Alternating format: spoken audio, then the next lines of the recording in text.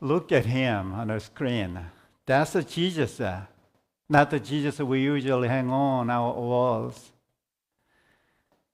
The head bowed and crown of thorns. This is Jesus laughing and head thrown back and eyes shut, the whole face undone with it. I love the cross, I do. But I'll be honest with you, some mornings I don't have it in me to follow that suffering Jesus and into one more hard day. Some mornings I want to follow that one, the one laughing like he cannot help it. Because we all want to laugh. Not the polite laugh we trade at coffee hour. The real one, the kind that bends you over, that you cannot stop, that leaves your face sore and your eyes wet. When was the last time you laughed like that? Some of us have to think hard. It has been a while. Somewhere along the way, the laughing got quiet under doctor's report, under the empty chair at the table, under a prayer we prayed so many times that one day we just stopped. It was easier than being disappointed again. Out in our parking lot, there is a prayer box. Some weeks it sits empty. Last week, there were 12 slips of paper and folded inside it. 12. Prayer for somewhere, prayer for the war to stop. Pray for somewhere safe to sleep tonight. Pray for a broken relationship to mend. 12 longings, folded up small, breathed toward heaven by people who have not stopped hoping, but who are tired. What if the life we have given up on could still be given back to us? Not made, not manufactured, given. There is an old man in Genesis who once threw a feast for 3 strangers in the heat of the day. So let's go and stand at his tent. It is the hottest hour of the day at the Oak of Mamre. The most uncomfortable hour there is. The 1 hour you had never choose to be outside. As you know, I love to ride a bike, and whenever there is some opportunity. But that's the 1 hour I stay off the road. And that's exactly when 3 strangers appears on the horizon. And old Abraham, 99 years old, comes running. He bows to the ground, and let me bring you a little water, he says, a little bread, a little. And then he slaughters the whole calf and sets out a curd and milk and enough fine flour to feed the village. A little bread, he says, and lays out a banquet. Something here stopped me cold this week. That whole calf, tender, good, the unblemished best of the herd, that is not just a generous meal. That is a language of a sacrifice, of worship.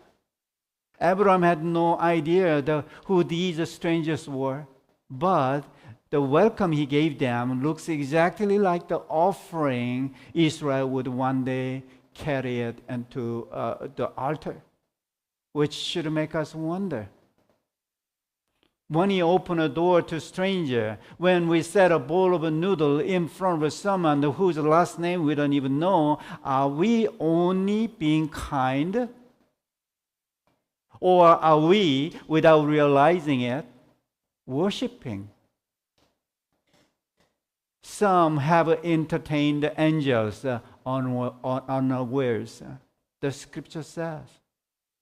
Then one of the strangers said out loud, "Your wife Sarah shall have a son." And behind the tent flap, where she has sure no one can see, Sarah laughed. Not out loud, inside herself. She's almost 90. Her body, the text says plainly, is worn out. After I'm this old, she says under her breath, "Shall I really know pleasure again?" It's a small, bitter laugh. The laugh of someone who let go of hoping a long time ago already, so that it would stop and hurting. And the Lord turns to Abraham and says, "Why did Sarah laugh?" That's so strange, isn't it? He doesn't even ask her directly. He says to Abraham, with Sarah just behind the tent the flap, close enough to hear every word. She never said the things out loud. She laughed inside herself, behind the tent. And you know what? God heard it. God heard it. Hear that, friends. The laugh you keep behind your own tent. The doubt you would never say out loud in church. The hope you have very quietly buried in the backyard. God hears that one too. And notice, he does not scold her. He asks one question. The question the whole Bible turns on. Is anything too wonderful for the Lord? Not too hard. The word is wonderful, surpassing, beyond anything we could picture. Walter Bridgman calls this the freedom of God breaking into a locked up human situation. The trouble was never God's power. The trouble was Sarah's imagination, shrink down small, down to the size of her own disappointment. And isn't that us? We don't shrink our hopes because we have no faith. We shrink them because we are tired of being let down. We make God smaller so we won't have to be disappointed in Him one more time. But you know what? God will not stay the size we have made Him. When I was in seminary in Chicago, it struck me one day that I had forgotten how to laugh. I just realized that I was too serious for everything. Looking back, so I could understand why. My mother had suffered a brain hemorrhage. My father was going through the chemotherapy. Those years had been so full of fear and responsibility and survival that there had not been much room left for laughter. So I decided to do something about that. This was before streaming. And so I drove to the local video store and rented 10 different comedies at once. I studied them, I'm not joking, like a textbook. Slapstick, satire, and parody, the romantic comedy that I love, and even the mockumentary, mock and documentary. And you know what? I could not make myself laugh. Not really. I learned everything there was to know about the comedy that winter.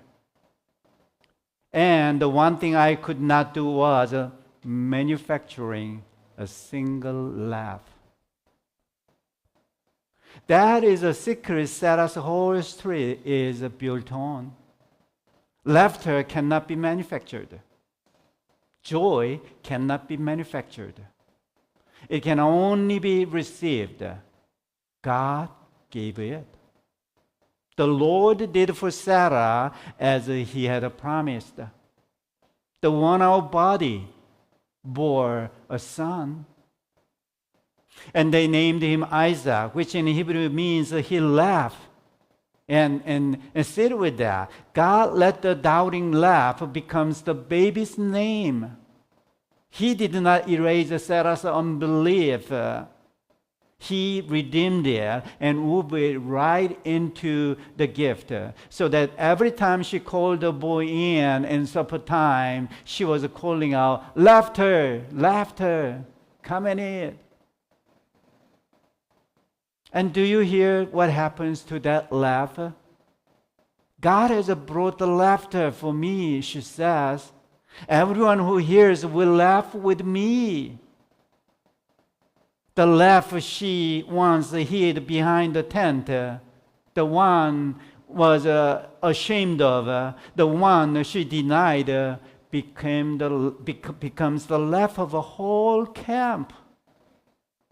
Private doubt turned into a shared joy. That is what God does with our laughter. He does not only give it back to us, He makes it something we get to pass around.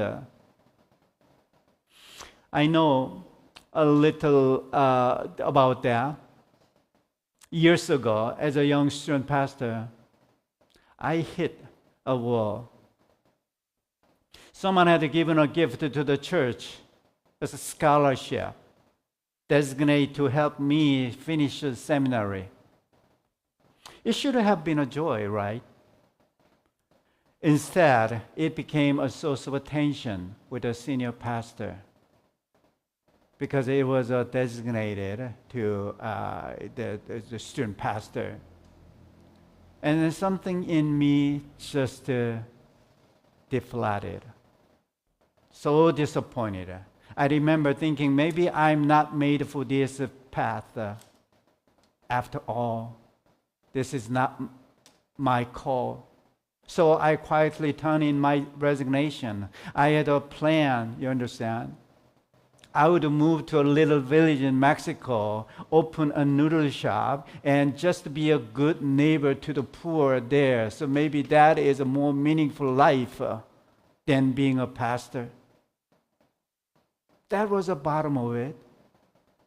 The small, bitter laugh of a man who had stopped believing this was his road, his calling. And you know what? I was not alone in wanting out. At the height of the pandemic, and Barna researchers found that more than 4 in 10 pastors had thought about walking away. Even now, it is close to 1 in 4. I was one of them. But the church would not let me go quietly like that. They sat down with me and again, and through the meeting after meeting, they handed me something like a blank check. How much do you need to finish the school and to do other things? So finish your seminary and continue to serve among us. Their trust, their support. There, we want you to stay. The laughter of unbelief turned into laughter of joy. And it was never mine alone. It belonged to the whole congregation. And here's what undoes me. That young man's dream of a noodle shop for the poor, It is standing right now next door to my office.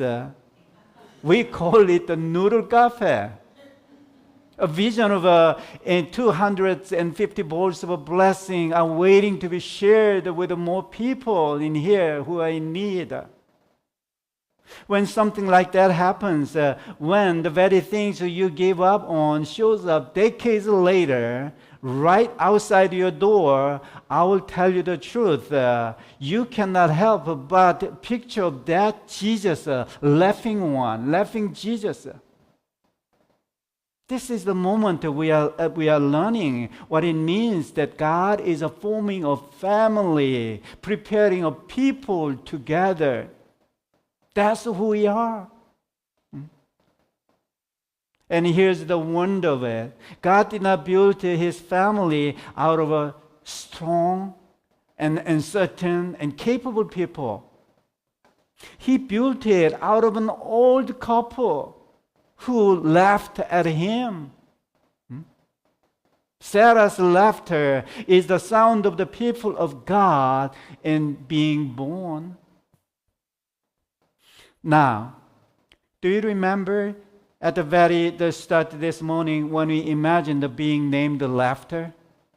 A child whose own name was a feeling and called across the yard at supper time. That baby in Sarah's story, they named him Isaac. And Isaac in Hebrew means he laughed. So think about what God did there. He took the laugh of Sarah, hid behind the tent, the doubting one, the one she was ashamed of, the one she denied, and he hung it on the cradle. He named the promise after her laughter. He did not just give her back a laugh. He gave her a child she would call laughter every single morning for the rest of her life. So let me ask you again, the same question I asked when we walked in this morning. When was the last time you laughed like that? For some of us, it has been long. But hear me, the God of Sarah is not finished writing laughter into people's life. Not hers, not mine, not yours. Which is why I want us to do something together. 2 Sundays from now, on June 28th, I'll be far away for the annual conference, but I'll be right here with you on the screen.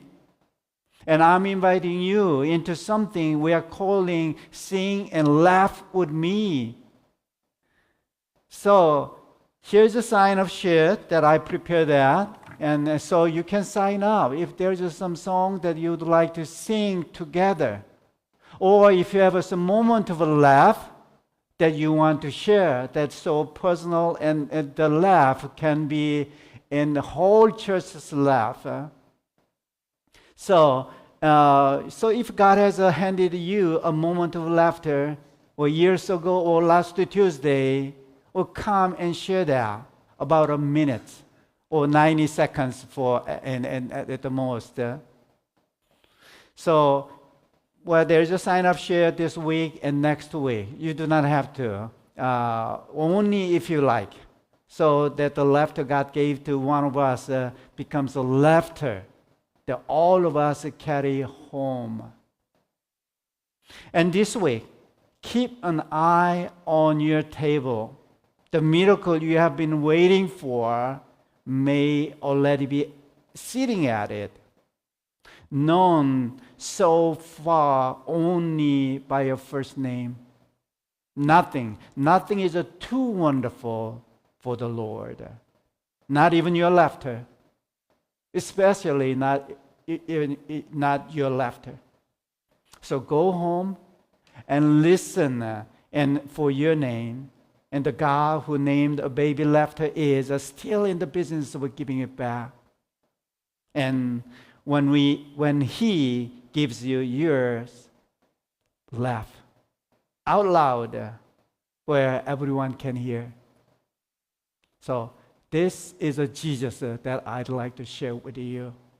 I want to follow the laughing one. So let us go and laugh with him together. Amen.